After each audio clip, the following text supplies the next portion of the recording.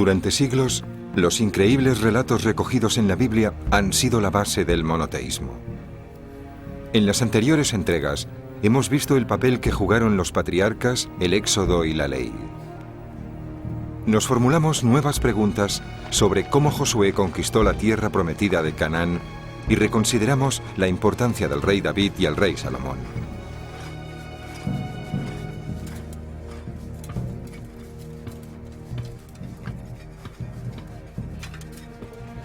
Esta vez, nuestra investigación arqueológica tiene como objetivo determinar los orígenes de un pueblo.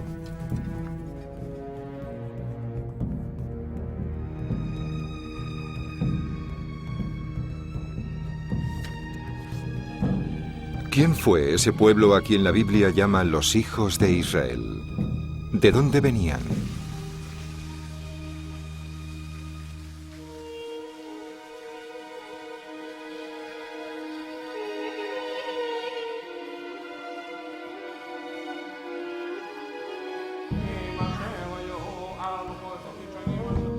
El avance en la investigación nos llevará por el camino de otro Génesis, el de los autores de un libro del que brota una religión, el judaísmo, y que inspiró dos más, el cristianismo y el islam.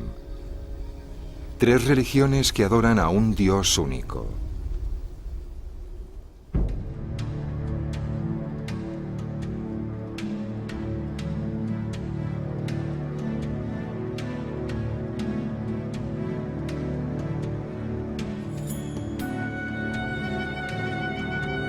Descubrir la Biblia.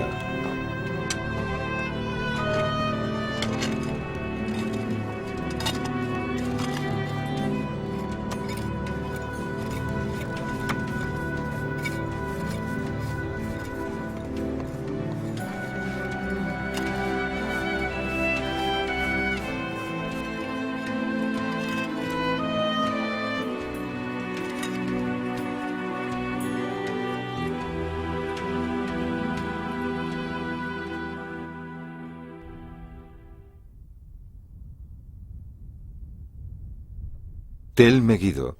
En este yacimiento arqueológico encontraremos las claves para descubrir a los autores de la Biblia. El libro sagrado. Los 25 estratos sacados a la luz en este yacimiento cubren 7000 años de historia de Canaán. ¿Nos permitirán descubrir nuevas pistas sobre el origen de los israelitas?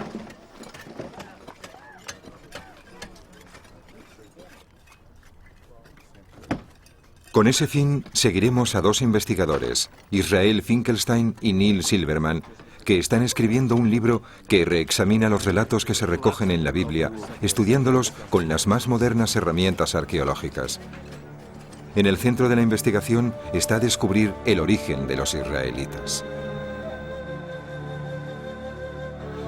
En las tres anteriores entregas, estos investigadores ya demostraron que el éxodo, la huida de Egipto, no había dejado huellas y que la tierra de Canaán nunca fue conquistada militarmente. Pero ¿de dónde proceden los israelitas? ¿Qué enfoque deberíamos darle a nuestra investigación?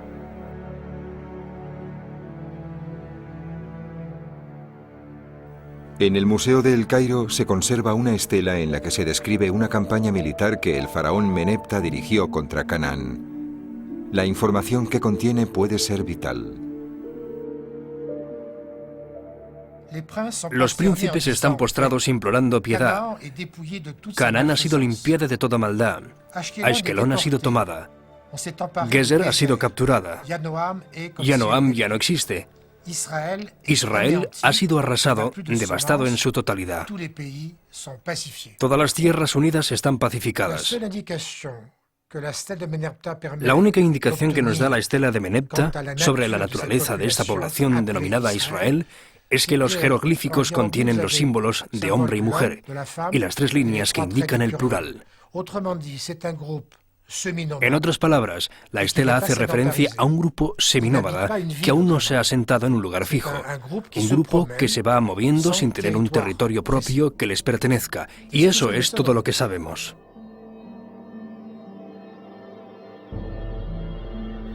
La estela data de finales del siglo XIII, del año 1207 a.C. un punto de partida concreto en nuestra búsqueda del pueblo de Israel. Los historiadores señalan que en la misma época que se erigió la estela, Canaán estaba organizada en ciudades-estado bajo el dominio de Egipto.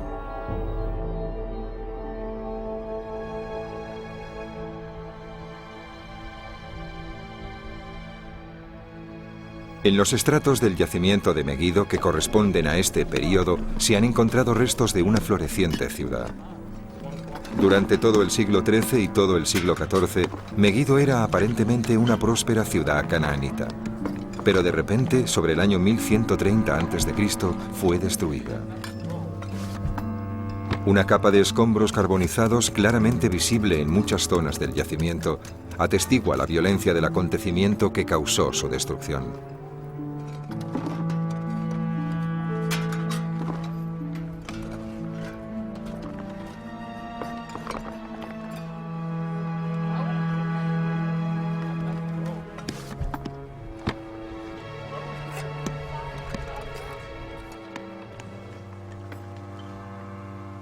Meguido es solo el destello de una imagen mayor que refleja la destrucción de la cultura canaanita. Otros lugares también fueron incendiados: Hazor, Lachish, Bethel y Meguido. Pero no al mismo tiempo. Algunas de estas ciudades cayeron en el siglo XIII. Otras resistieron unos años más y otras fueron destruidas en el siglo XII a.C. Tardaron cerca de un siglo en arrasarlas completamente. ¿Quién lo hizo y por qué?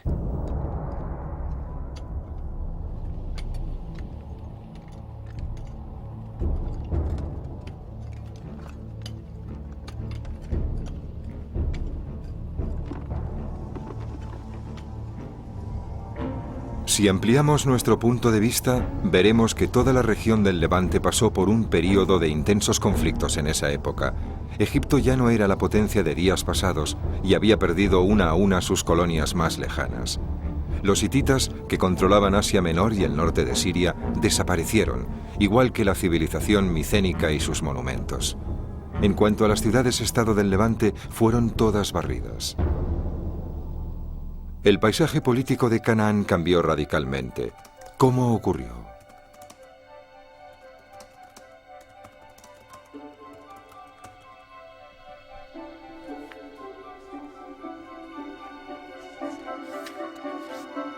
Las tablas cuneiformes descubiertas en la ciudad portuaria de Ugarit, en Siria, que también fue destruida en esa época, nos proporcionan los primeros elementos para comprender esta transformación. Estos textos revelan un clima de miedo y confusión. Una vez descifradas, estas tablas proporcionaron pruebas sobre las causas de esta agitación. Hammurabi, el último rey de Ugarit, escribió al rey de Alasilla, la actual Chipre: Padre, los barcos del enemigo han llegado, han quemado nuestras ciudades y han sembrado la destrucción por todas partes. ¿Qué temible enemigo era capaz de dar un vuelco así al mundo antiguo? ¿Quiénes eran estos invasores llegados del mar? La arqueóloga Ayelet Gilboa está excavando un yacimiento de la costa norte de Tel Aviv. Ella nos comenta la explicación más ampliamente aceptada por los expertos. Una de las principales posibilidades, y también de las más lógicas, apuntaría a lo que conocemos como movimientos de los pueblos del mar, que tras 100 años de investigación aún continúan formando un grupo de pueblos muy poco conocido. Se cree que vinieron de algún lugar del oeste, puede que de Grecia, quizás Anatolia, que nos queda al oeste, posiblemente Chipre, y se asentaron en esta región, en la costa del Levante. Entre esos pueblos, los más célebres, los más famosos son los filisteos. Conocemos a los filisteos por la Biblia, pero además de ellos había otros grupos de pueblos del mar. Sabemos sus nombres gracias a principalmente los documentos egipcios y también por algunos documentos canaanitas entre ellos. Y había muchos pueblos, como Siquila, Shardana, Luca, Equesh y muchos otros nombres, difíciles de situar desde un punto de vista arqueológico. ¿Qué nos cuentan las distintas fuentes canaanitas y egipcias? En Medinet Habu, en el Alto Egipto, Una inscripción monumental de la época de Ramsés III describe unos ataques perpetrados por unos invasores desconocidos. Las inscripciones muestran una campaña militar y una batalla naval, barcos volteados, arqueros, hombres caídos al mar.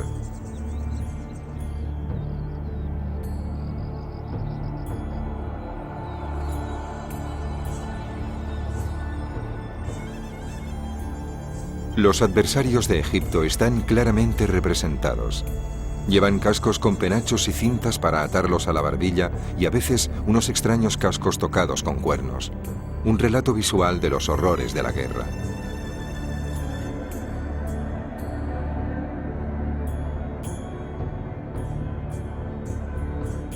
En menos de un siglo, el XII, los pueblos del mar ocuparon toda la costa.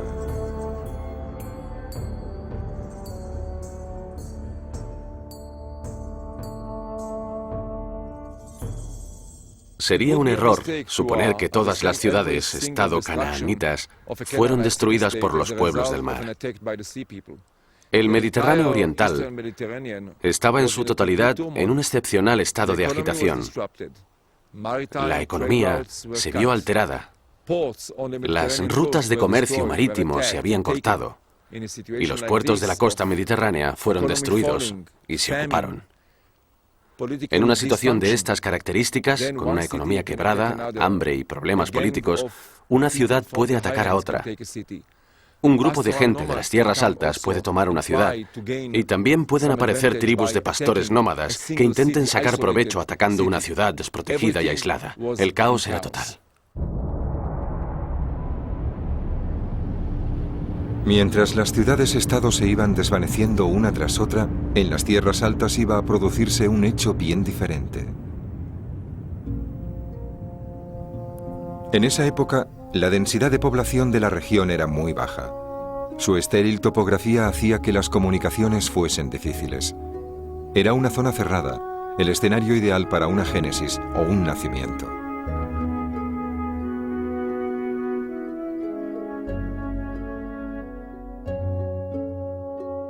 Hasta finales de los años 60, las tierras altas eran prácticamente una incógnita en términos arqueológicos. Tras la guerra de 1967, Israel pasó a administrar estos territorios. Fue entonces cuando algunos equipos arqueológicos empezaron a llevar a cabo misiones exploratorias en la superficie.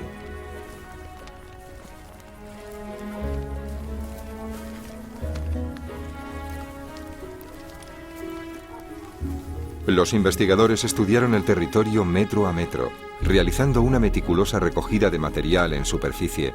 Cualquier pista de asentamiento o paso humano podría ser de gran utilidad.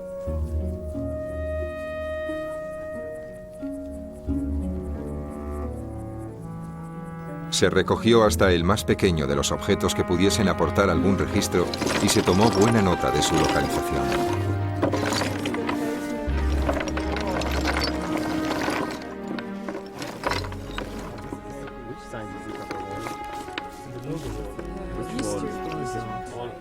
Una tarea que requería elevadas dotes de observación, criterio y sistematización, seguidos de un análisis certero.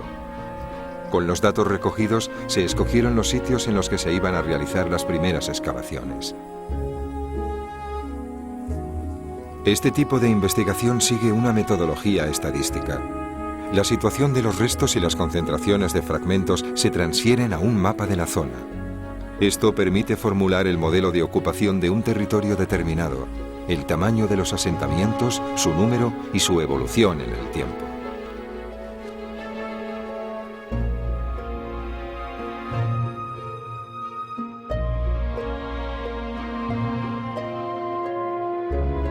Siguiendo esta metodología, no se dejó ni un palmo de las tierras altas sin inspeccionar. Los resultados fueron impresionantes. Entre los siglos XII y X a.C., casi 250 pueblos ocupaban las tierras altas del centro de Canaán. Y sin que se encontrase la más mínima pista de conquista militar. Fue una transformación social gradual, pero a pesar de ello, radical.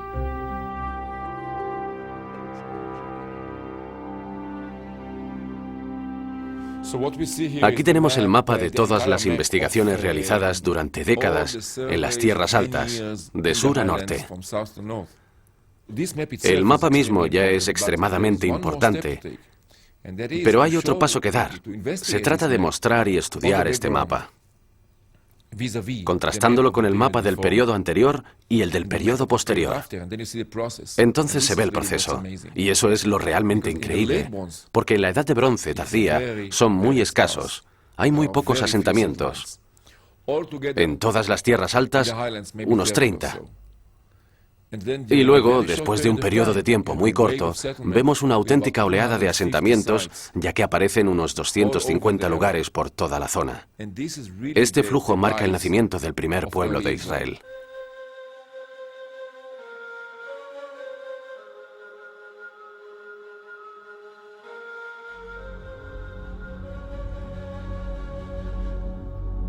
¿Pero podemos llamar a estos asentamientos los primeros israelitas? ¿Qué distingue a estos pueblos que aparecieron en las tierras altas? El trazado de sus poblados, que es muy diferente al de los pueblos de las tierras bajas, nos da la primera pista. Estos pueblos tenían forma ovalada.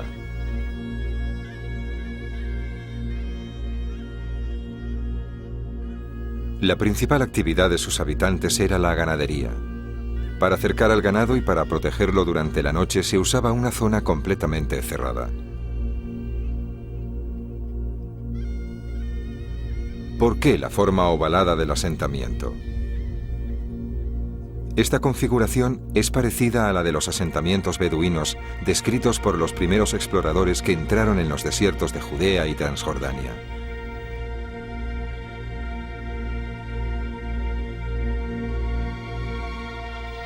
¿Fueron los habitantes de las tierras altas antiguos pastores nómadas?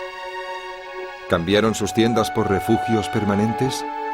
Y de ser así, ¿por qué?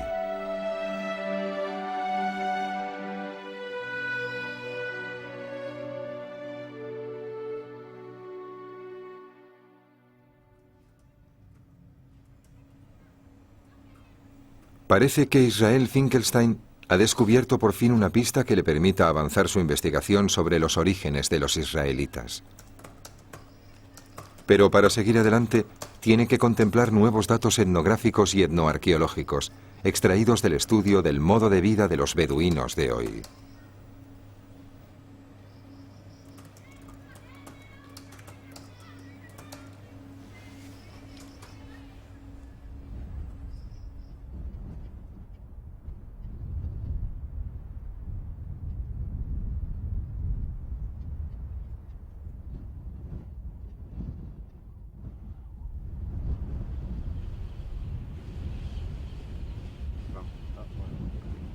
حياك الله في وادي رم درينك تي بدوين. Thank you. لو سهلا تفضل. شكرا. عفوا.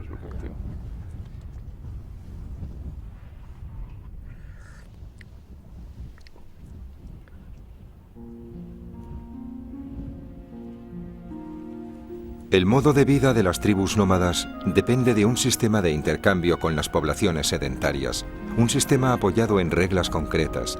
Los pastores aportan proteínas animales y cuero, mientras que las poblaciones asentadas proporcionan cereales y otros productos agrícolas. Los cereales son la base de la dieta de las sociedades tradicionales, pastores nómadas incluidos. Sin estos cereales, los beduinos no podrían continuar con su vida nómada. Si por cualquier razón el sistema de intercambio se viniera abajo o fuese imposible de mantener, los beduinos se verían obligados a producir sus propios cereales. Pero para hacerlo, primero tendrían que asentarse. ¿Qué causó la caída del sistema de intercambio y obligó a los nómadas pastorales a asentarse en las tierras altas? Es importante recordar que en la última fase de la Edad de Bronce tardía nos acercamos paulatinamente a una significativa crisis en toda la región.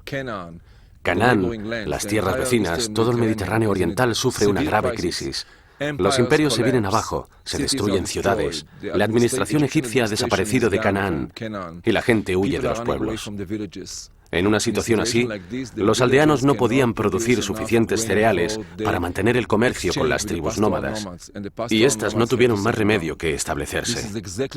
Ese es el momento exacto en el que de repente asistimos a una oleada de asentamientos en las tierras altas. Mi hipótesis es que eran los pueblos constituidos por tribus nómadas de la Edad de Bronce tardía, que la crisis convierte en sedentarias.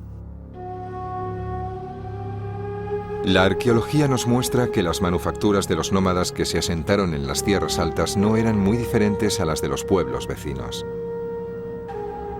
Una única particularidad les distingue: su dieta.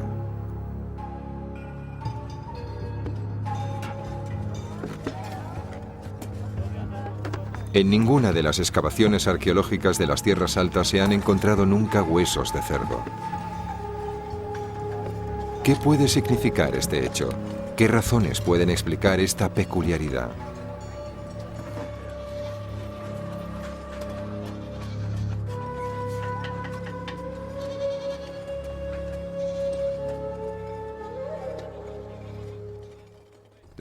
Hay varias y posibles razones.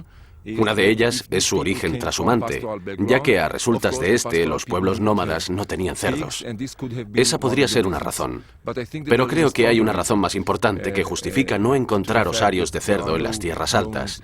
Y es que exactamente durante esa misma época, los pueblos filisteos de las tierras bajas, y en general todos los pueblos de las tierras bajas, canaanitas, filisteos y otros, comen mucho cerdo.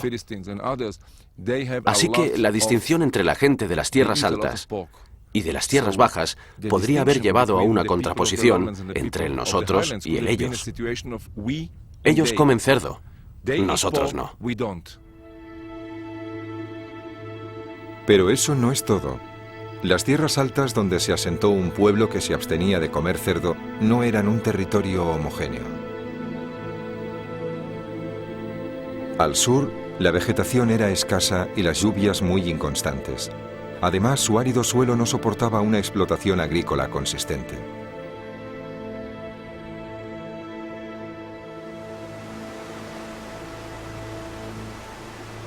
El ambiente en el norte era muy diferente. Las abundantes fuentes de agua y los fértiles valles favorecían una agricultura basada en el cultivo de cereales.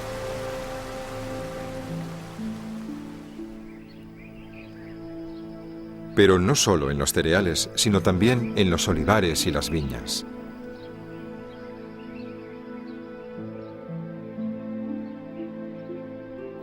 Los muchos restos de prensas encontrados en la zona atestiguan un sistema agrícola desarrollado, además de una de las actividades más lucrativas de la época, la producción de aceite y vino. Los pueblos que ocupaban estas rutas comerciales se enriquecieron y acabaron por convertirse en ciudades.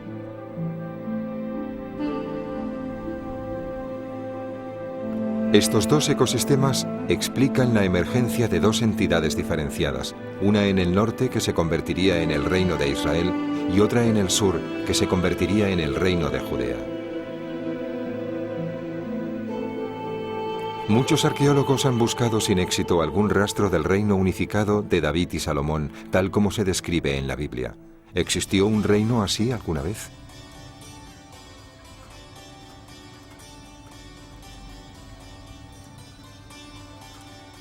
Neil Silverman e Israel Finkelstein han analizado los datos de los restos encontrados en Canaán y en las regiones fronterizas.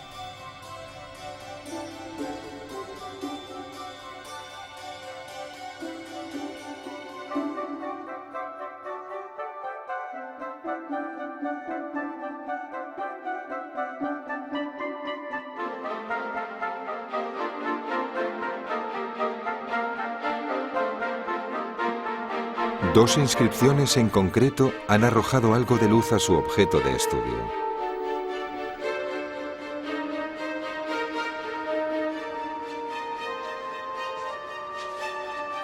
La estela Mesha, que se exhibe en el Louvre, fue descubierta por un misionero alsaciano en el sur de Jordania en 1868.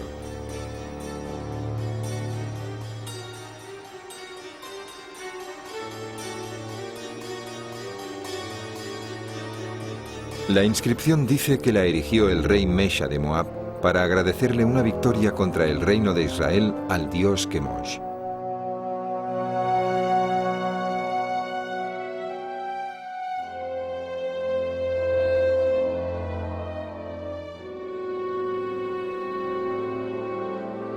La estela menciona el nombre de Omri, rey de Israel. Data del siglo IX a.C.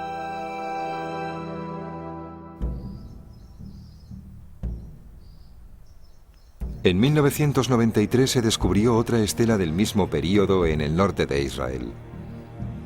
En ella se dice que el rey Hazael de Damasco mató al rey de Israel, Jehoram, y al rey de Judea, Ahasia, de la casa de David.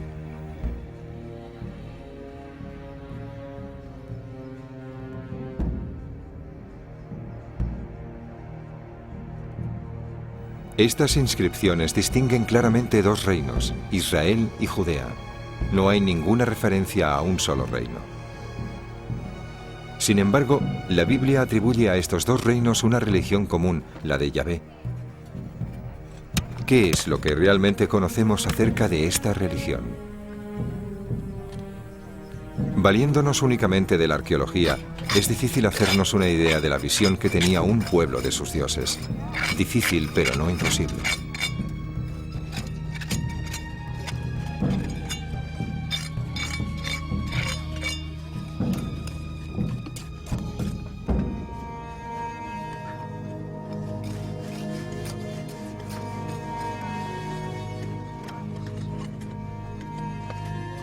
Las excavaciones llevadas a cabo en diferentes yacimientos, tanto en el norte como en el sur, han descubierto una gran variedad de objetos consagrados al culto.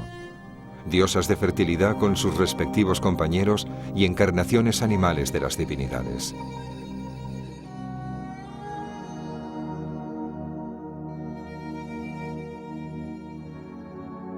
Pueden encontrarse tanto en asentamientos canaanitas de la Edad de Bronce como en yacimientos de la era israelita en la Edad de Hierro.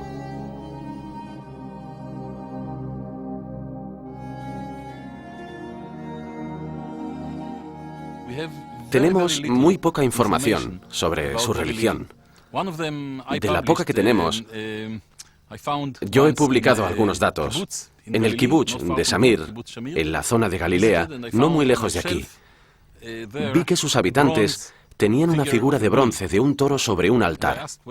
Les pregunté dónde habían encontrado ese toro, que era muy bonito, de unos 18 centímetros de largo, un toro precioso.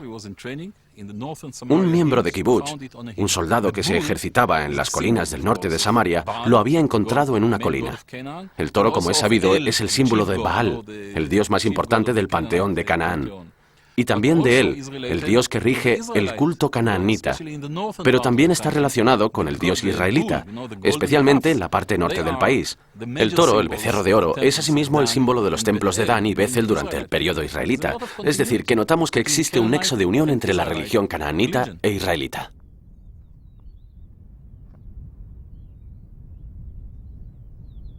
¿Qué sabemos sobre Yahvé? Algunos versos bíblicos atestiguan el culto a un dios del desierto del sur, pero adorado también en el norte con fervor similar.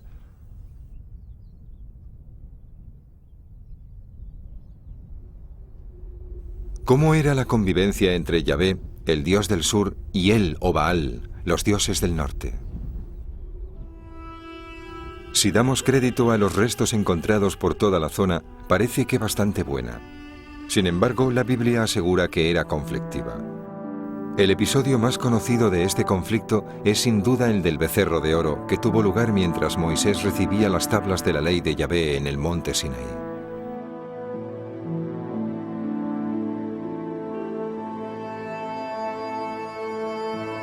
El pueblo, mientras esperaba en el valle el regreso de Moisés, forjó un becerro de oro.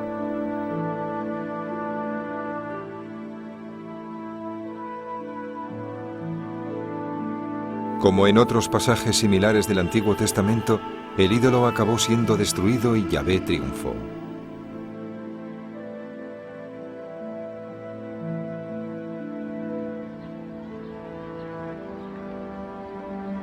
¿Qué simboliza este conflicto entre divinidades y la consiguiente victoria de Yahvé? ¿Qué realidad histórica refleja? ¿El culto a Yahvé en el reino de Judea está probado en términos arqueológicos?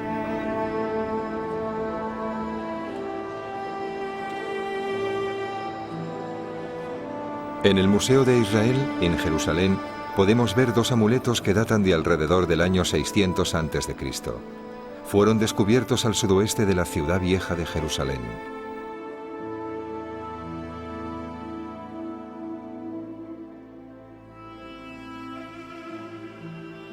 Estas piezas están cubiertas de una arcaica escritura hebrea que proclama: que Yahvé te bendiga y te cuide, que Yahvé vuelva su cara hacia ti.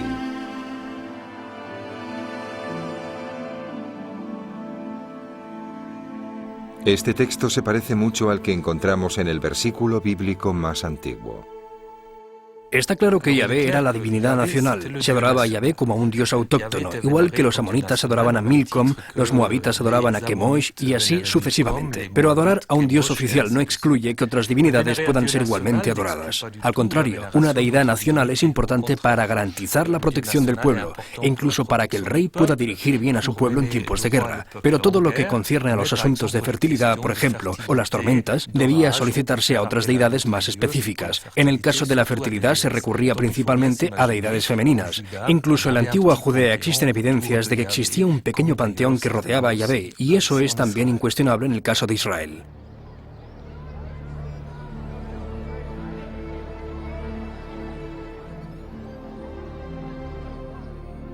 Demos un repaso a la situación. En el año 722 a.C., los ejércitos asirios aniquilaron el reino de Israel, el reino del norte, haciendo que un gran flujo de refugiados llegara a Judea. Al mismo tiempo, la economía de Judea crecía y este pequeño reino se convertía en un estado legítimo y próspero. Un siglo después de la caída del reino de Israel, el rey de Judea, Josías, aprovechó la caída del imperio asirio para conquistar los territorios del norte. Los refugiados del reino del norte trajeron consigo sus tradiciones y sus religiones. Sin embargo, el plan de Josías imaginaba un pueblo unido, una sola nación. El objetivo de Josías se llevó a cabo en diferentes fases. La primera fue el descubrimiento de un libro atribuido a Moisés y unió a la población con las leyes que éste contenía. Dejando a un lado la verdad histórica de este acontecimiento, se cree que este libro hallado se correspondería con el quinto libro de la Biblia, el Deuteronomio. Una de las ideas más importantes del libro del Deuteronomio es la centralización del culto. Dice que todo el pueblo de Israel debe adorar a un Dios y solo a un Dios en un solo lugar. Así que reclama una nación adorando a un Dios en un solo templo.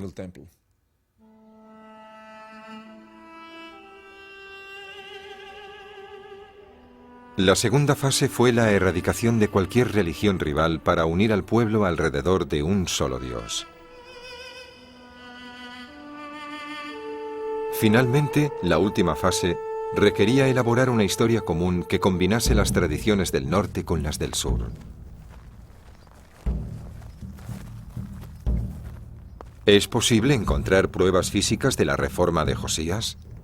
¿Pruebas de que esta centralización de la religión en Jerusalén tuvo lugar? El templo de Arad, en el Negev, construido en el siglo VIII a.C., se levantó en el interior de una fortaleza.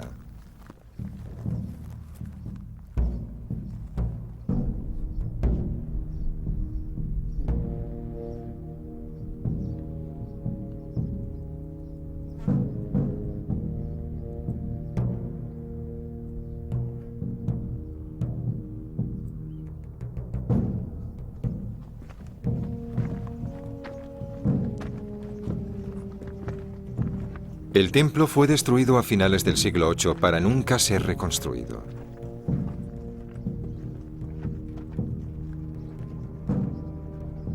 Se construyó siguiendo el modelo de los templos que habían sido erigidos en Canaán durante siglos, un modelo cuyo origen se remonta a la Edad de Bronce tardía. En el patio interior, que era abierto al público, encontramos la zona consagrada a los sacrificios.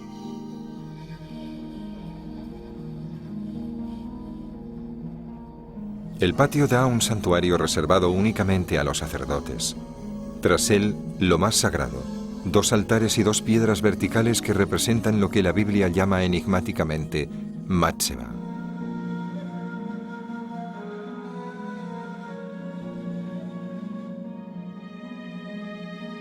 Este templo es un lugar de adoración como los que existían en las afueras de Jerusalén en el siglo VIII. Si lo que sabemos de este templo resulta ser correcto, encontramos algo que diferencia drásticamente los siglos 8 y 7 a.C. En el siglo VIII hay templos en varios lugares de Judea, incluyendo este, el de Arad, que tengo a mis espaldas, el de Bir Shiva, no muy lejos de aquí, y algunos otros. Mientras que el siglo VII desaparecieron todos y solo encontramos el templo de Jerusalén.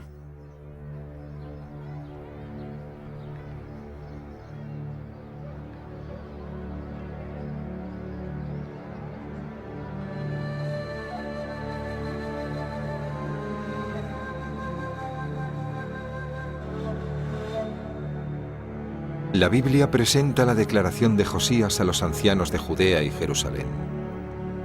Pasemos a cuestionar la naturaleza de este libro en toda esta historia.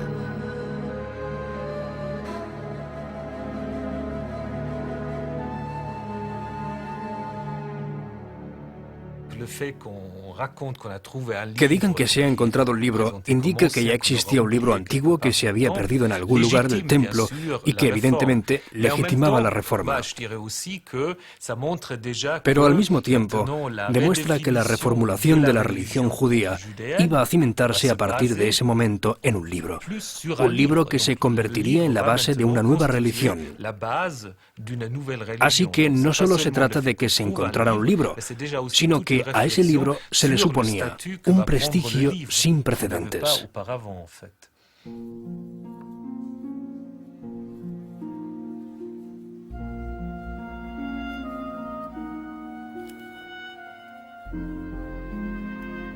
Para continuar con nuestra investigación, debemos tener presente una cuestión muy importante: la escritura.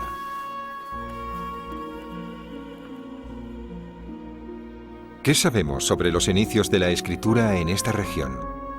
¿Qué circunstancias provocaron que la escritura adquiriese tal importancia en la sociedad del antiguo Israel? ¿Sabían los israelitas leer y escribir en el siglo VII a.C.?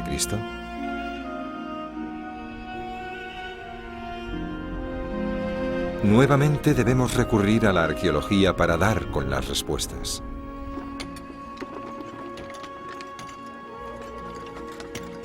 En los yacimientos del siglo VII se han descubierto muchos sellos y ostraca, fragmentos de cerámica que contienen distintas inscripciones. Son piezas muy poco comunes en el siglo VIII. Antes de esa fecha simplemente no existen.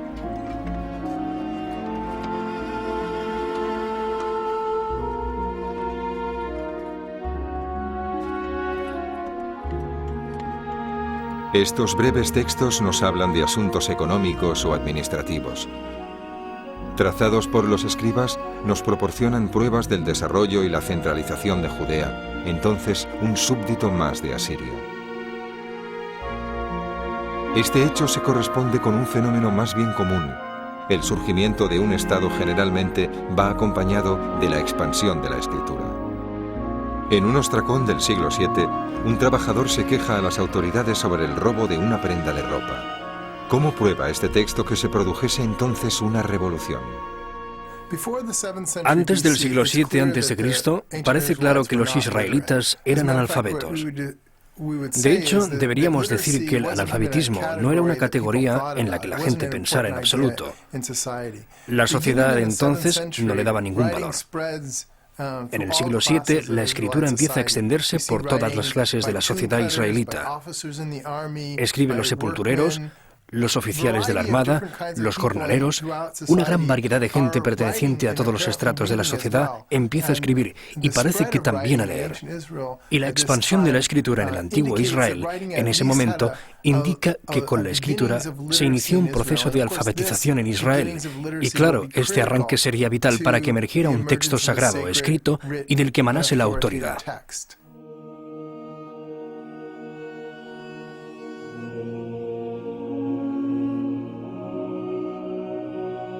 La escritura no era un saber reservado únicamente a los escribas. Por supuesto, las lecturas públicas del libro descubierto en el templo no demuestran el nivel de alfabetización de la población de Judea, pero muestran la función que la palabra escrita había alcanzado entre la ciudadanía del siglo VII.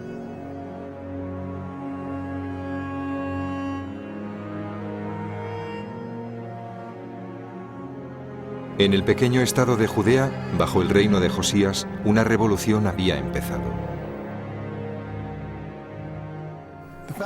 El hecho de que un texto sagrado emergiese de una sociedad trashumante, ganadera y agrícola por necesidad, marca un hito en la civilización occidental.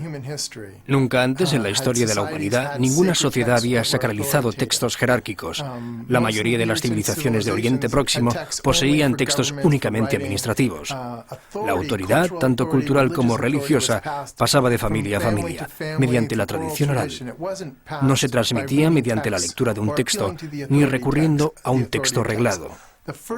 Con las reformas religiosas de Josías, con su invocación al poder reglamentario de un texto escrito, vemos como por primera vez en la historia de la humanidad se deposita la autoridad en un texto.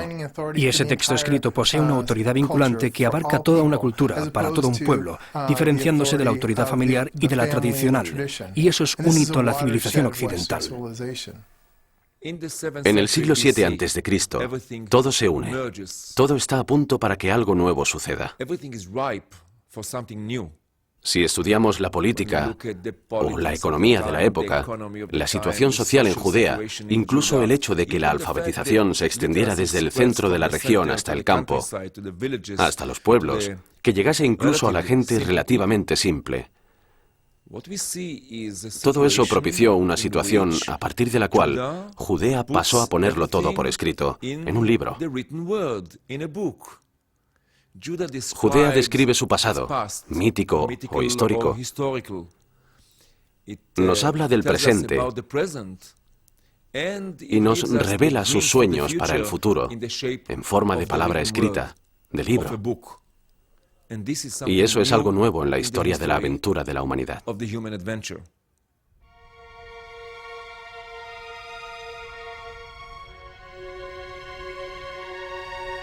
Basándose en la legitimidad cimentada sobre una ley y una historia comunes, Josías pudo dirigir a su pueblo hacia su ambicioso plan. Pero el sueño de un gran reino que uniría por primera vez los pueblos de Israel y Judea no se iba a cumplir. Josías murió antes de poder hacerlo, asesinado por el faraón Necao II. Su muerte apenas ocupa unas líneas de la Biblia, y lo peor aún estaba por llegar.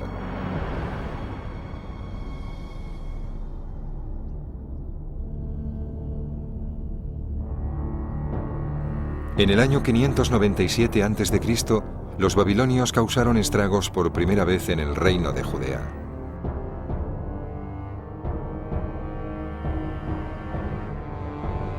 Once años más tarde, Nabucodonosor entró en Jerusalén. Quemó el templo de Yahvé. Jerusalén fue reducida a ruinas. Judea fue borrada del mapa. Una proporción significativa de la población rural se quedó en Judea bajo el yugo de Babilonia. Siguiendo la línea de la política imperial, algunos de los habitantes fueron exiliados a Babilonia.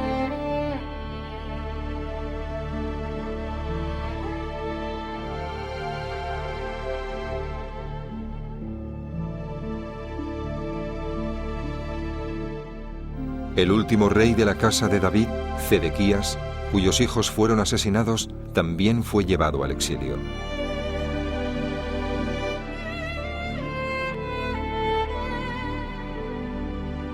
La élite cultural de las ciudades Los sacerdotes y los escribas fueron desterrados a los márgenes del Tigris y el Éufrates.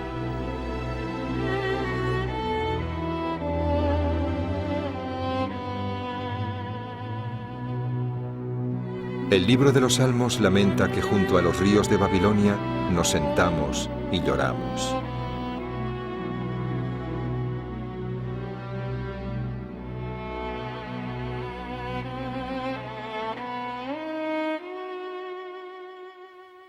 El exilio manifiesta en realidad una situación de una crisis excepcional, porque todos los pilares sobre los que se basaba la identidad de un pueblo desaparecieron. Ya no había templo, ya no había rey, ya no había país y ya no había unidad territorial. Así que para sobrevivir fue necesario encontrar otros medios para construir una identidad. En realidad fueron los exiliados, los escribas, los sacerdotes, los que construyeron esa identidad, tomando como punto de partida algunas tradiciones antiguas, pero abriéndolas. Es decir, la reforma de Josías se convertiría en el símbolo del templo que acabó transformándose en una sinagoga. Poco a poco, Moisés reemplazaría al rey y la Torá reemplazaría al país. A través de este trabajo de escribir y reescribir, el judaísmo se concebiría en la forma concreta que tomó durante el dominio persa, bajo Ezra el sacerdote.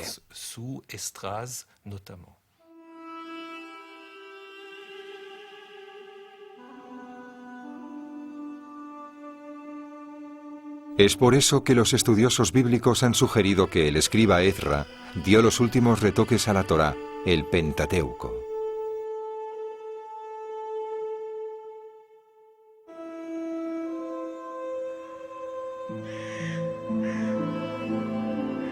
Nos acercamos a la conclusión. ¿Qué hemos aprendido de las pruebas que nos proporcionan las incontables piezas encontradas en los montes, las vasijas rotas y las antiguas inscripciones?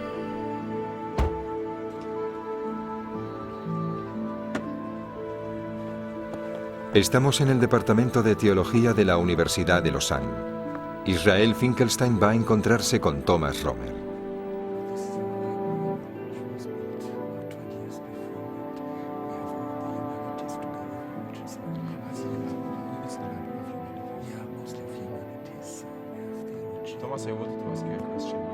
La época en la que los arqueólogos se tomaban la Biblia al pie de la letra y en la que la investigación textual hacía caso omiso de las pruebas materiales ya es historia.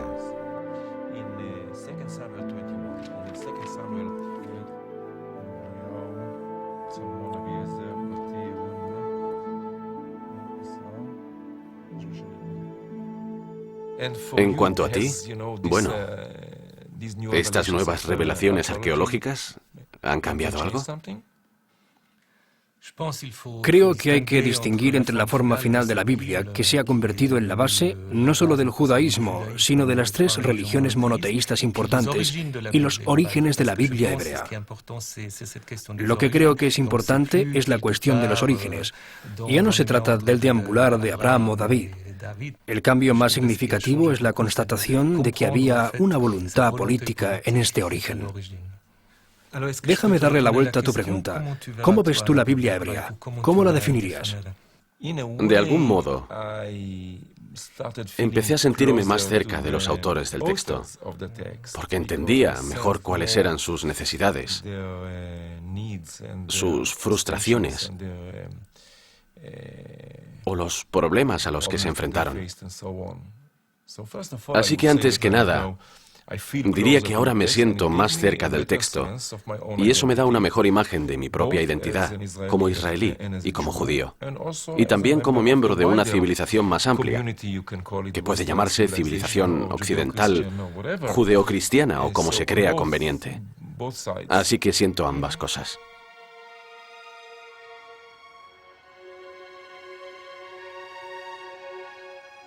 Durante muchos años, nuestros únicos conocimientos sobre la Biblia procedían de la misma Biblia.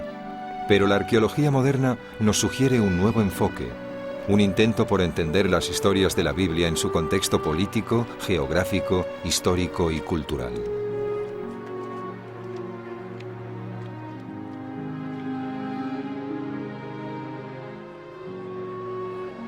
Cuando se escribió el texto bíblico, estaba en juego la invención de un linaje, el establecimiento de una ley y la afirmación de una promesa mesiánica. Todo eso estaba relacionado con un libro que en el exilio se convirtió en un país que iba cambiando, una tierra que podía copiarse, estudiarse, compartirse y celebrarse.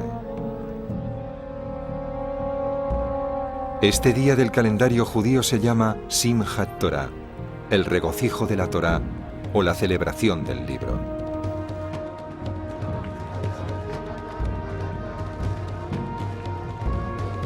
Como resultado de unos acontecimientos que sus protagonistas no previeron, estos pilares se convertirían en los cimientos del judaísmo. Pero esa es otra historia.